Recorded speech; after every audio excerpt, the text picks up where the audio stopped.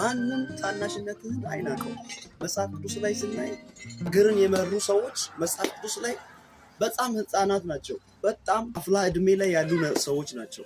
እግዚአብሔር የሚፈልገው በጣም ትላልቆችን ይመስለናል። መጽሐፍ ቅዱስ ላይ ከሙሴ ከነኖህ ቀጥሎ ያሉት ሁሉም ህፃናት ናቸው። አሁን ዳዊትን ስናይ ዳዊት በ12 ዓመቱ ነው በሳሙኤል የተቀባው።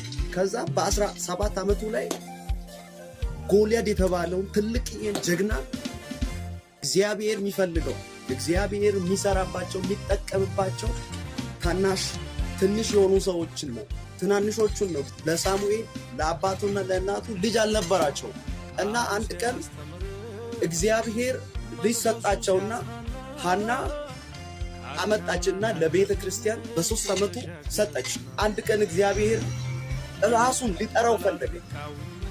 ሳሙኤል ብሎ ከሱ ጋር ለመገናኘት ፈለገ። አያችሁ፣ እግዚአብሔር ሳሙኤልን ሳሙኤል ብሎ ሲጠራው የሚታዘዝ ልጅ ስለሆነ ወደ ኤሊ ጋር መጣ። አያችሁ፣ እግዚአብሔር ከናንተ ጋር ሊያወራችሁ ይፈልጋል። ከናንተ ጋር ለማውራት ይፈልጋል፣ ለመገናኘት ይፈልጋል። ለእግዚአብሔር ስፍራ ስትሰጡት እግዚአብሔር ከናንተ ጋር ያወራል። በዓለም ላይ ትልቅ ነገር የሰሩ ሰዎች ከእግዚአብሔር ጋር የተነጋገሩ ናቸው። እግዚአብሔር ሁል ጊዜ ለሳሙኤል በሴሎ ይገለጥለት ነበር። እግዚአብሔር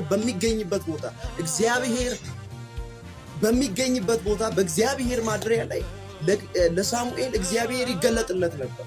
ስለዚህ ይህን መልእክት ሳስተላልፋችሁ እግዚአብሔር ለእናንተን እንደሚገለጥ እግዚአብሔር ለእናንተም ጉዳይ እንዳለው እግዚአብሔር ለእናንተም ስፍራ እንዳለው ለማሳወቅ ነው።